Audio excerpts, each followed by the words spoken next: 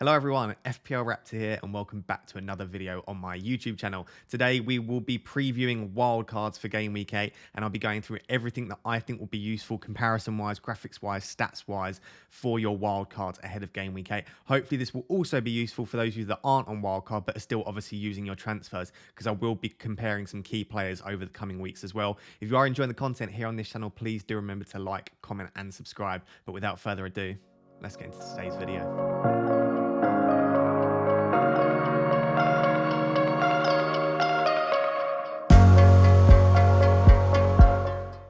Before we jump into discussing wildcards, just another shout out to our sponsors of the video once again on this channel, OneFootball. If you do not know who OneFootball are, wherever you've been, they are the best free football app on the market. They also have a website as well if you are on desktop. They basically cover everything you want and more in football. Transfer news, injury news, press conference updates, statistics, home and away form, etc, etc. The list goes on. It's also really, really good for over the international break because you can keep up to date with how the players are performing on their international duty, whether there have been any injuries, and also obviously when they're coming back to the UK, etc. So it's also useful over the international break as well as during the Premier League season as well. So if you want to kill two birds with one stone, you want to support the channel and support me and also download the best football app in the market, you can do both of those things for free by clicking the link in the description. So guys, jumping straight into it, we're going to have a bit of a discussion around something which I think a lot of content creators, myself included, don't worry, often neglect, which is the goalkeeper spot, right? It can be the difference. You could get an extra 30, 40 points across the season or even across like 20 weeks. That can be the difference between coming like 6th in your mini league and winning it, or getting 120k overall rank and something like 10k overall rank, right? These points are very, very important. And so the first section today is going to be comparing the keepers on wildcard, or if you want to make a transfer potentially, which keeper you should be looking at. I've chosen 7 goalkeepers here. I've chosen 5 4.5, 4.6-ish goalkeepers. And I've chosen Mendy and Ederson as well, because I know there's been a bit of a debate around premium goalkeepers as well. If the goalkeeper isn't on this list, for me, they're probably not worth considering. One person that I would say did score pretty well on a lot of these metrics was Jose Sarr from Wolves. So if you're looking for a 5 million, I prefer Sarr to Melier. Melier's actually was quite low due to Leeds' poor form so far this season. He's actually made a couple of mistakes as well. So for me, if you're going for a 5 million, I like Sarr. But unless I'm going for a premium, I think I'd just go all the way down to a 4.5, 4.6 myself. So I've tried to keep this as simple as possible and only look at metrics which are vitally important. I didn't want to have a huge list of things for goalkeepers that aren't necessary to look at. So the way I've done it is I've got 3 underlying statistics for goalkeeping stats, and I've got 3 underlying statistics for like the team's defensive stats. So the grey heading, saves per 90, etc., they are the goalkeeping stats, and then the orange heading with the grey writing, that is the team's defensive stats. So the first thing we're looking at is saves per 90. Now, as you guys know, saves, to get 3 saves, you'll get 1 save point. And if you get 3 saves and 1 save point, you are significantly more likely to get bonus points as well. The more saves you make, the more likely you are to be higher up in the bonus. That's not the only thing that contributes towards goalkeeping bonus, but that is the main thing in the bonus point system, right? So we want our keeper to make as many saves as possible while still keeping a clean sheet. As you can see, saves per 90 wise, there are 2 keepers that are above 3 saves per 90, which means on average they are getting at least 1 save point per 90. The first is Gaeta, as you would probably expect, right? Crystal Palace aren't the best defensive unit, and therefore they are more likely to concede shots on target. However, Mendy surprisingly has the highest saves per 90 so far this season. This is supported as what we're going to discuss in a minute, in that Chelsea's defensive data is nowhere near as good as it was last season. And considering the few goals that they have conceded, right, that they've been pretty, in terms of actual goals conceded, they've been one of the best teams in the Premier League. But their underlying data hasn't been that good. And this shows that they are potentially relying on Mendy a little bit, right? Mendy's having to make quite a few saves. So this might actually lean towards Mendy being a decent pick so far, just off looking at saves per 90. McCarthy is 3rd at 2.71 and Raya at 2.29. Interestingly, Ramsdale's actually quite low. Now, if you looked at the data from last week, Ramsdale made quite a few saves, but in the final game, last week's game against Brighton, he only made 2 saves. It has dropped down to 2. So 2 saves per 90 isn't that great. And interestingly, I thought Ramsdale would have had to make more saves, but Arsenal have been quite a good defensive unit over the last few games. So that is very interesting. Only 2 saves per 90. Sanchez at 1.86, right? If you've owned Sanchez for a while, you'll know traditionally gets 1 or 2 saves. Very rarely gets 3 saves. Very rarely gets that save point. Ederson, though, at 0.71. He doesn't make saves, right? Man City don't concede shots, as we'll discuss again a bit later. City don't concede shots. If they do, they're normally rushed shots from outside the box, and therefore Ederson will make very, very few saves. So it sort of compounds the point that if you're going for Ederson, you're looking for a 6-pointer. You're not looking for anything more than that. The next column we've got is XG prevented per 90.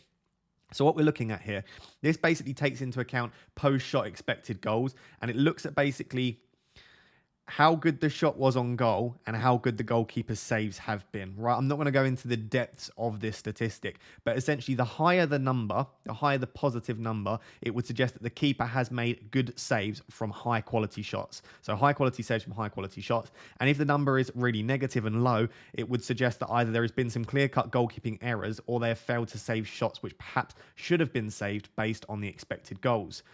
Essentially, if that went over your head, you want really high expected prevented goals per 90, not low expected goals per 90. So the two keepers with the highest at 0.21 and 0.20 are Mendy and Ramsdale. So Mendy once again cropping up as a really good keeper, right? And we know this. Mendy has in the past bailed Chelsea out. So Chelsea don't usually concede in the past many shots, but when they do, Mendy tends to save them. So Mendy and Ramsdale, based on this, have been the best two keepers over the last. Ramsdale obviously only 4 games, and Mendy since the start of the season. So definitely worth keeping an eye on, but Ramsdale and Mendy stand out. McCarthy and Raya are the other two that both have positive expected goals prevented per 90. McCarthy at 0.11, Raya at 0.007. What I would say is that these statistics are skewed by one thing either way, like making a really fantastic save from a high quality shot with a high XG post shot on target. So it can be skewed from one thing. Like if Mendy let the ball roll through his legs, he might go from 0.012 to like a negative number, right? So these are very sensitive over small sample sizes, and 1 to 7 7 game weeks is still a small sample size. But Raya and McCarthy both still demonstrating that they have positive XG prevented per 90. Interestingly, Sanchez and Ederson are slightly below 0, right, at minus 0.03 and minus 0.10. So that isn't, I wouldn't say worrying, but it's not what you want really. But again, it is variance based, right? They make one amazing save or they make one further error, and it can go massively either way. One that I would say does worry me quite a lot, and the main reason for this is it's historic for Gaeta, is Gaeta's XG prevented per 90. It's minus 0.38. Traditionally, he has made mistakes in the past, and traditionally, we have seen quite a low expected goals prevented per 90. So whilst Gaia is making tons of saves and conceding quite a few shots, I'm not sure that I'd want to pick a goalkeeper that doesn't demonstrate a fantastic ability to do his job as a goalkeeper, personally anyway. So for me, Ramsdale, Mendy, and then McCarthy and Raya stand out there. And then the final goalkeeper metric that we've got is minutes per baseline bonus point. So this is basically just looking at how much bonus they're getting, right? And it is closely correlated with saves, but as I said, it's not just saves. Basically, all of these keepers are tightly grouped together apart from a couple. Gaeta shows the most because, again, he's making so many saves. And then after that, Raya, Sanchez, Mendy, and Ramsdale are all really tightly grouped together, right? Week by week, this changes very little. They're all quite low, below 6. McCarthy at 6.6. Again, this could change week by week. And then Ederson at 7.1. So even Ederson, who doesn't make barely any saves, there's not a massive difference in minutes per baseline bonus point. What I would say traditionally then is more so what I look at is saves per 90 and expected goals prevented per 90. So without looking at the team's defensive data, the keepers that stand out for me as having great underlying statistics are Mendy, interestingly. McCarthy's actually popping up, and then Raya and Ramsdale for me stick out as well.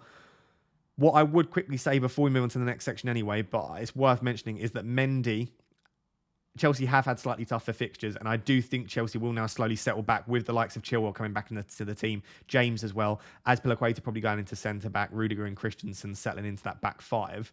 I expect Chelsea to start defending better, and with the easier fixtures, I can't see Mendy having to make 3 saves per 90. So personally, whilst the data does look good for Mendy, I'm not sure that will continue at this rate. Anyway, moving on to the defensive data for the teams. You can see that Ramsdale and Arsenal have the worst defensive data alongside Southampton and McCarthy. The reason I've got an asterisk next to Ramsdale is that over the last 4 game weeks since Ramsdale has come into the side, obviously Leno played the first 3, Arsenal have the second best defensive data in the league behind Manchester City. So I'm not necessarily saying that it's because of Ramsdale, but something has happened in the last 4 game weeks. Obviously, it's the swing of fixtures. Arsenal's fixtures have been a bit better. They've had defensive returns from injury, and Ramsdale has been pretty good, as you can see from the stats. So whilst the numbers don't look great here for Arsenal, what I would say is that over the last 4 game weeks, it has been significantly better. The best defense, obviously, is Manchester City, but it is like astoundingly good. 0.53 expected goals conceded per 90 as a team is remarkable numbers, right? Ederson's very likely to keep clean sheets. Very, very likely indeed. They're very unlikely to ever concede goals. So if you're going for the clean sheets, you go for Ederson. The 3 teams outside of Ederson and Manchester City that defend really well are Brentford, Brighton and Chelsea, which is Raya, Sanchez and Mendy. So those 3 are popping up.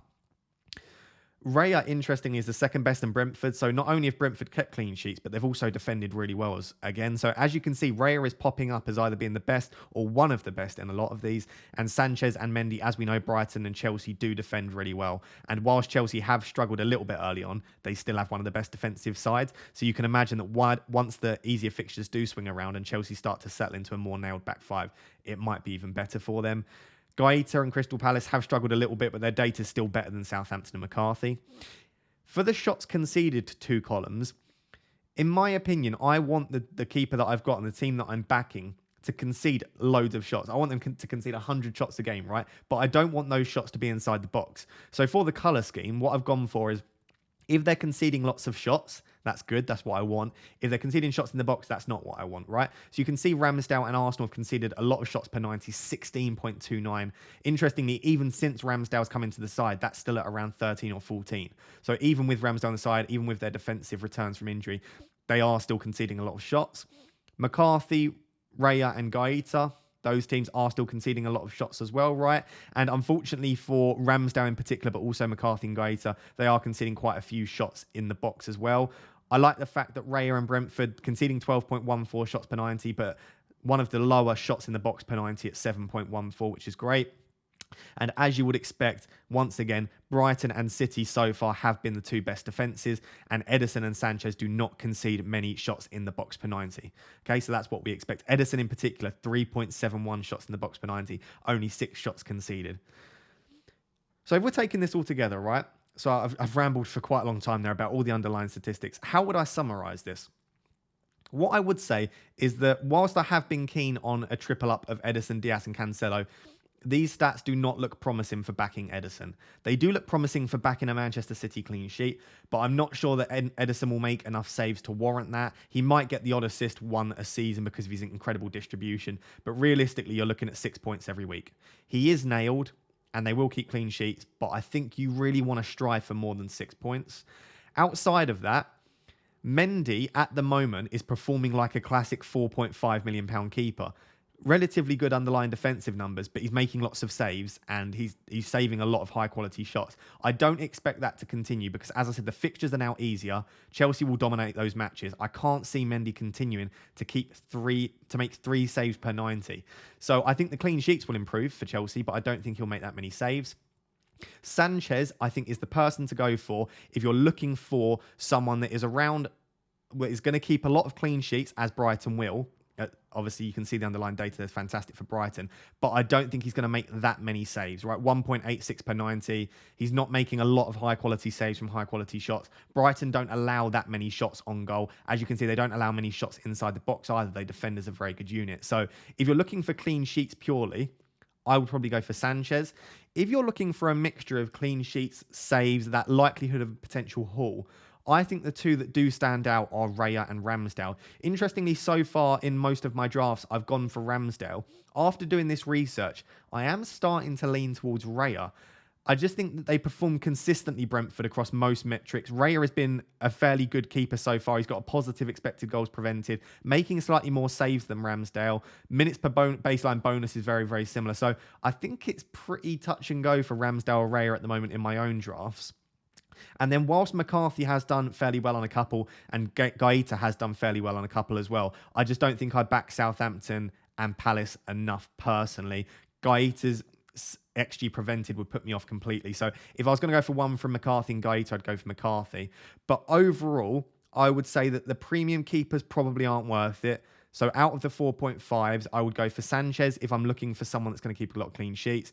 And I would go for Ramsdale and Raya if I'm trying to target a team that might get save points, more bonus points, but probably a slightly lower clean sheet potential than Brighton and Sanchez. So that's my personal opinion on it. As I said, it is quite a small sample size to look at some of these stats, but hopefully that's helped you guys. For me, it is Raya or Ramsdale.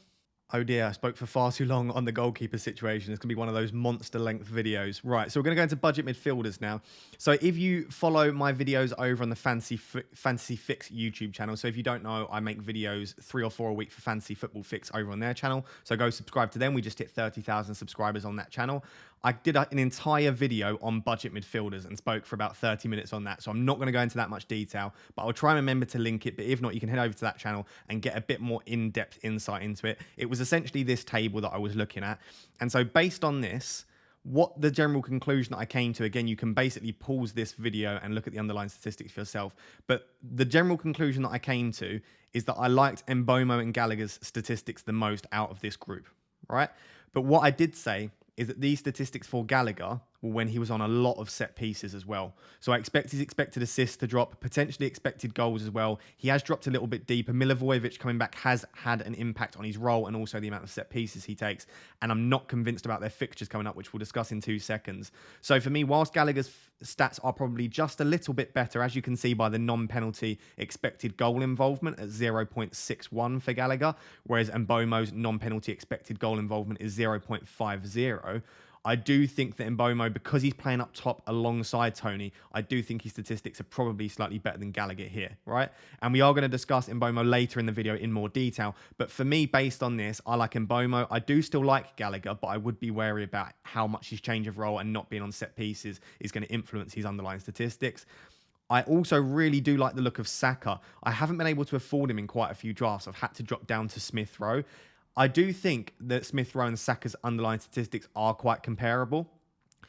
If you look at Smith Rowe and Saka as a comparison, I think the only thing that Saka really stands out on, there's 2 things. Number 1 is touches inside the box, right?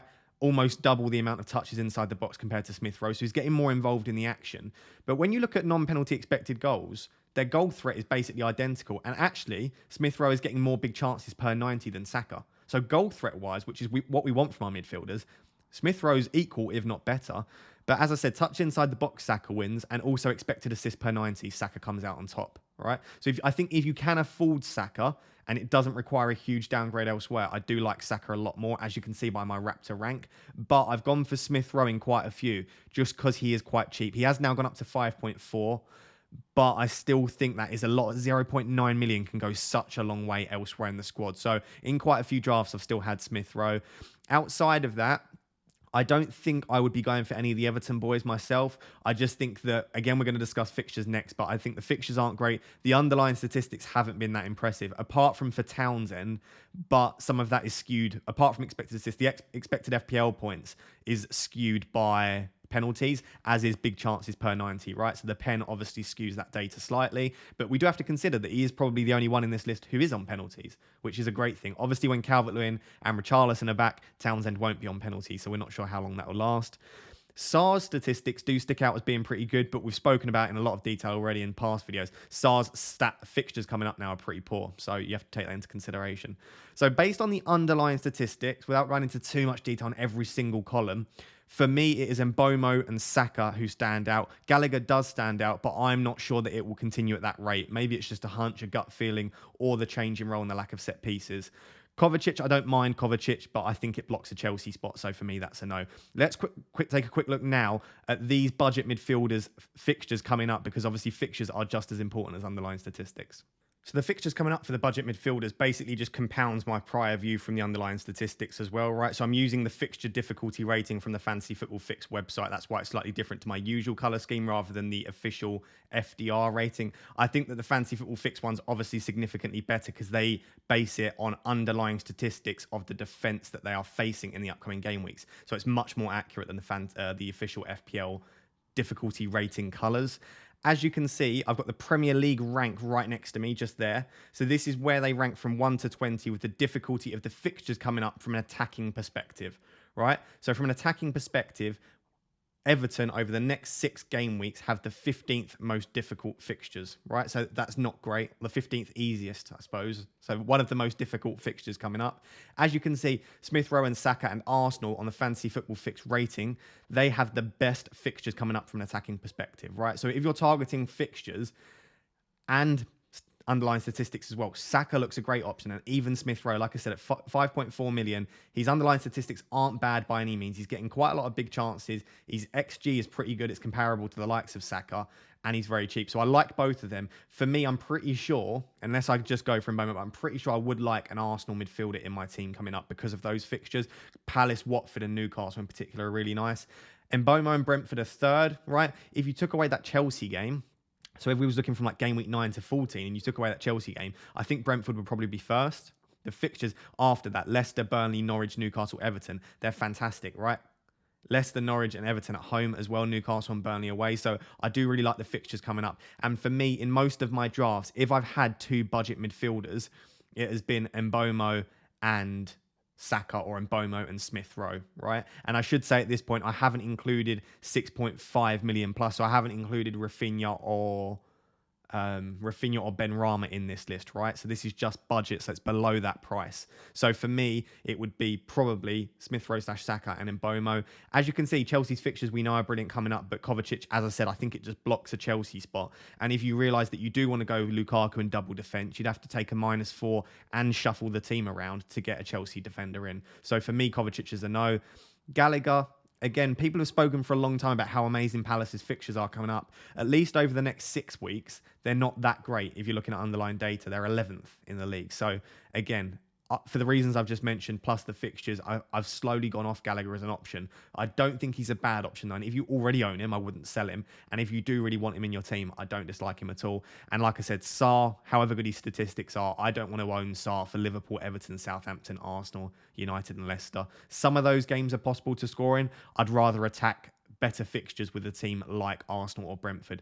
So in combination, as I said, I think I'd go for Mbeumo and an Arsenal midfielder. I don't mind any of the options here, though. So take your pick, trust your gut feeling, and hopefully your budget midfielder can come through for you. So for the final 2 sections, what we've got here is we've got a comparison between 2 players, right? So we're going to do a comparison of Hwang versus Jimenez, and then we're going to do a comparison of Mbeumo versus Toney. And as you would have seen if you watched the video from 2 days ago on the psychology of wildcards, I really like double ups and triple ups, right? I wouldn't have an issue with going for Hwang and Jimenez or Mbeumo and Toney. But I know for a lot of people, it's one or the other because either funding, the amount of positions available, or also just because they don't want to do double ups, which is absolutely fine. So for the first comparison, Hwang versus Jimenez, this is very, very worthwhile because unlike with Toney and Mbeumo, who are particularly close in price, Hwang is £1.9 million cheaper than Jimenez at the time of recording. If you brought in Hwang at 5.5, potentially £2 million cheaper. So is it worth it? Is it worth spending 2 million extra to go for Jimenez? That's the key question. Based on the fixtures, I would definitely be looking at a Wolves attacker, right? I'm not saying that I'll definitely have one in my draft because it is quite difficult to fit in attackers with the likes of Toney, Armstrong, Antonio, if Bamford, Calvert-Lewin, Watkins. Like there are so many. So I'm not necessarily saying I definitely will. But looking over the next 6, if you ignore the colours, just look at the actual teams they're playing. Villa, Leeds, Everton, Palace, West Ham and Norwich are great fixtures. Norwich in particular in 13 is great. Palace have been quite good attacking, but they haven't been great from a defensive point of view, as we discussed in the goalkeeper section. We know Leeds are leaky at the back. Villa and Everton can be pretty hit and miss. West Ham is not a red fixture or a pink fixture, whatever colour that is. That's not a difficult fixture, particularly from an attacking perspective. West Ham ship goals for fun at the moment. So all 6 of those fixtures, you could easily see these guys scoring in. So is it worth paying 2 million extra for Jimenez? The first thing I want to say before we actually look at the underlying statistics is this is a very small sample size for Hwang, right? We said this at the start of the season when we'd only seen like 2 or 3 games. 249 minutes is less than 3 games worth, right? 270 minutes would be 3 lots of 90. So he hasn't even played 3 full games worth of data here. So it's not a lot to go on. 1 or 2 big chances would completely skew this, which it potentially has, as we'll discuss in a minute. So do take this with a pinch of salt as we're talking through this, but it's still worth having a look at because it does show definitely promising signs for Hwang. So as you can see, Jimenez has played every minute. He's played 7 lots of 90 minutes. Hwang's played 249, but he does look in the last couple like he's fairly nailed. Having spoken to a few Wolves fans, they seem to be pretty confident that he's nailed for the foreseeable future. There have been some comments from Bruno Lage, Hwang himself as well, which says that basically the link up between him and Jimenez is what the manager's been looking for, and they've been working on it in training. So I do think Hwang is probably nailed at least for the next 2 or 3. And unless he starts to perform really poorly, I don't see any reason why he would lose his place. Projected points-wise, Jimenez definitely comes out on top, and that's because the Fantasy Football Fix algorithm bases a lot of its points projections on expected minutes, and they don't know for the time being, until Hwang gets a few more starts, whether he is 100% nailed. The 4 underlying statistics that I always present in this video, again, I was not expecting this. I was super shocked, but Hwang comes out on top in basically every major metric for goal threat. Even assists as well. We know Jimenez is so creative. Hwang gets close for assists. He doesn't quite match Jimenez, but just basically every area that I compared, Hwang came out on top, right? And again, it is a small sample size, but still really interesting. Expected FPL points per 90. Remember, this is sort of a metric that combines all of the key stats. Hwang at 7.26. Again, there's no way he maintains that over the season, but still really impressive. Jimenez at 4.54, which is about what you'd expect from a striker that's around 7.5 million, so pretty decent there from Jimenez. Non-penalty expected goals and expected assists. Again, Jimenez is 0.56. It's pretty impressive, but Hwang at 0.78.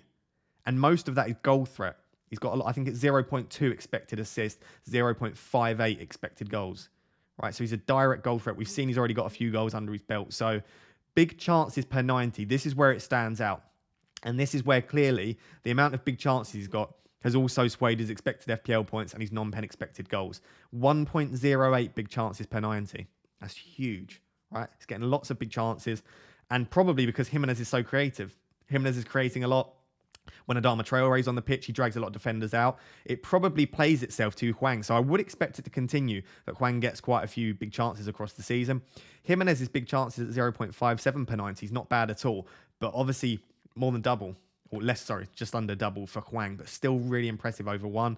Touches in the box per 90, 6.14 for Hwang, 5.71 for Jimenez. So that is a lot closer. Both of them around 6 touches in the box per 90. The touch maps I've put there, but as I've said, because Hwang's not played many minutes, his touch map is less developed. If we look at Jimenez's though, it's perfect, right? There's a lot of touches centrally in the box. He does drop very deep at points because he is creative and he lets players run in behind him. And I do think that the role that Jimenez plays for Wolves will suit Hwang down to the ground, right? And I've looked at the statistics. I'll try and remember to flash them on screen now. If I don't, I'll just basically explain what I saw.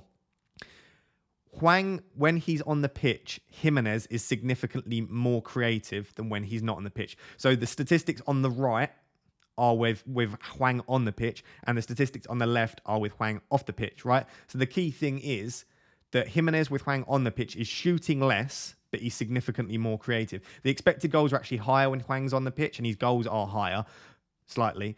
But the main thing is that he's taking less shots and he's being more creative.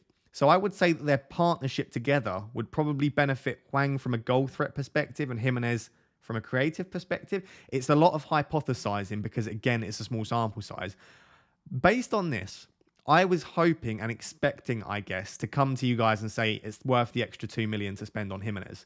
I'm not so sure. And my latest draft has got Toney and Hwang in, and no Jimenez and no Antonio, because of the things that you can do with your defensive midfield if you do that. And Hwang is demonstrating really positive numbers. And sometimes price doesn't matter, right? Sometimes you just go, FPL have underpriced a player there. And if he can continue at this rate, he could be an absolute gem. And I'm very tempted to take the leap of faith on him. I'll try and discuss him more in my team selection video later in the week once I've had a bit more of a chance to think about it. But at the moment, I'm really, really tempted by Hwang. What I would say before we move on is Jimenez's underlying statistics are still really good. And if you own him or you want to go for him, I would definitely consider it. And one important thing which I've not discussed here is Jimenez is on penalties. Okay, so if he gets a few penalties over the next 10 game weeks, he will probably outscore Hwang. So you need to consider that as well.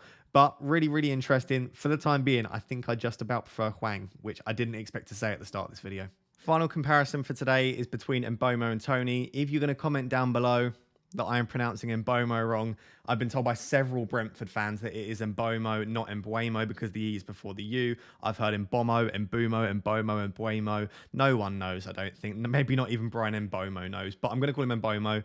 As you can see by the fixtures, they are fantastic for Brentford coming up, specifically game week 10, 11, 12. There is no way that I won't own a Brentford player, attacking player for those fixtures, unless something goes drastically wrong and one of them gets injured and they start to look really poor. I'll almost definitely have one of these guys on my wild card. It's not because of the double up that I don't have them both in my current drafts. It's more just because there are so many options around that price, right? I like Smith Rowe. I like Armstrong. I like potentially going up to like a Jimenez and Antonio. So there are lots of reasons that I might not have both. In my latest draft, I've only got Ivan Toney and I don't have Mbeumo, but I think I want to change that based on what we're about to discuss, right?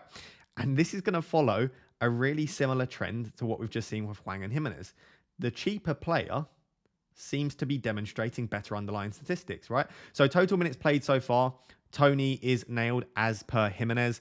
And Mbeumo is essentially nailed, right? He's played 595 minutes, so he's not missed many minutes at all. He might come off around the 80th or 85th minute occasionally, but he's as nailed as you can get for the time being. I think all season pretty much. He plays up so well up top with Toney. So I think Mbeumo's fine. Projected points wise, Toney does just about come out on top. That might be because he's on penalties. And again, these are such similar comparisons, right? We've got the Toney and the Jimenez, which is the guy on penalties, the more expensive player, the more reliable player, I guess. And then we've got the cheaper one in Mbeumo and Hwang. But yeah, his projected points are slightly higher, Toney, but Mbeumo's are still pretty good at 21.5 over the next 6. Expected FPL points is actually pretty close between the two. I would say that Mbeumo's probably just coming out on top due to the extra clean sheet point that he potentially gets as well, and obviously the extra 0.4 goals. So that's why he's probably slightly higher than Toney. But for me, over 7 game weeks, there's not enough to split them on that. Interestingly, non-pen expected goals and expected assists are identical, both 0.5.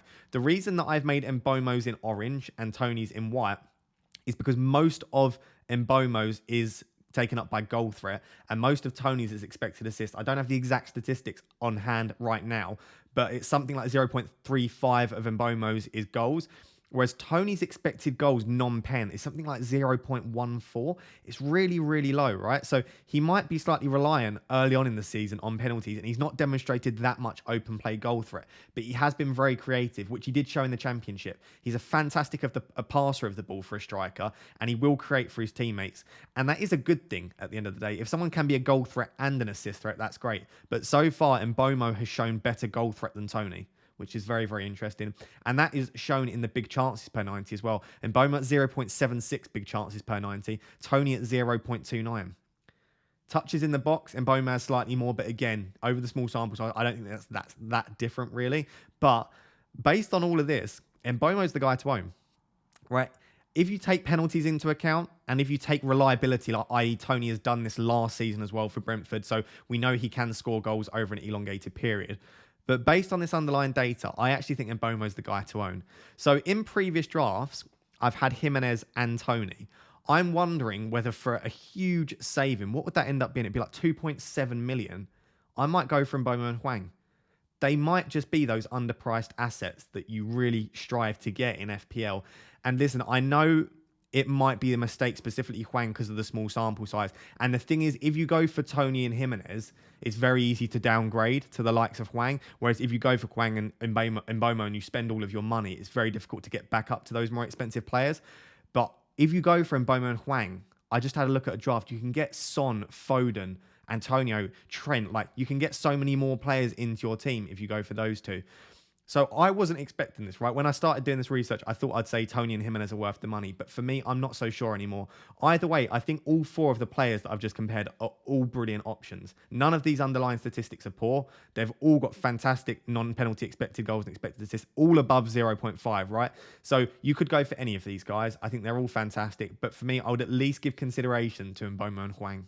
Before we finish today's video, I just want to give a massive shout out to the 16 guys that have become Raptor members of the Raptor community. They've supported the channel, which you can do by clicking the join button next to the subscribe button, or there's a link in the description which says if you want to join the channel, click this link. You can click through that and you can join Raptor 1 or Raptor 2. If you join Raptor 1, you'll be part of our group chat on Twitter. It's absolutely amazing. We're chatting all day, every day about all sorts of stuff, FPL, football. We help each other with our teams. We help each other with our transfers, wildcard drafts, etc.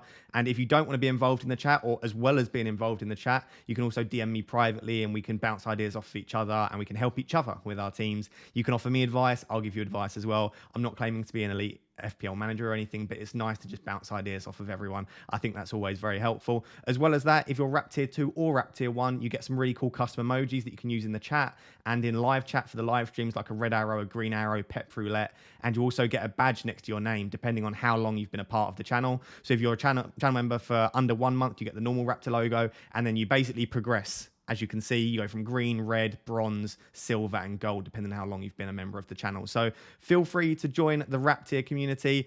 It's absolutely amazing if you're Rap Tier 1 and you join the chat, but don't feel like you need to. If you just enjoy the content, it will stay free forever, I promise. There's nothing like that. But if you do want to support the channel in some way, you can consider becoming a member. And a massive shout out to the Raptor Hall of Fame and the guys that have already done so. Thank you all so much. So guys, there you have it. In traditional Raptor style, I've made an incredibly long video where I've rambled for hours and hours about all sorts of stuff, but I hope you enjoy it. I think the general vibe from the subscribers on this channel and you guys watching is that you come to this channel for these sorts of videos, so I hope you don't mind the slightly longer format. If you want to support the channel outside of becoming a member, please do download OneFootball, right? It's completely free for you guys to do. I do genuinely think it's a brilliant app. It's free for you to do, and by clicking the link, you're obviously helping me and more likely to be sponsored by these guys in the future. So I would really appreciate it if you download the OneFootball app for free. If you are enjoying the content here on this channel as well and you're not subscribed already, please subscribe and like and comment as well. It helps me to be seen by other people. The YouTube algorithm likes it if people like and comment. So please do that. I'd appreciate that very much. The next video will probably be rating your guys' wildcard drafts. So do look out on Twitter for that. I'll be posting a tweet where I ask for people to post their wildcard drafts and I will rate them, discuss them, and give some opinions on them as well. So it's at FPL__Raptor on Twitter. So go follow me over there for that. Until next time, guys, thank you so much for watching. I appreciate all of you. Bye-bye.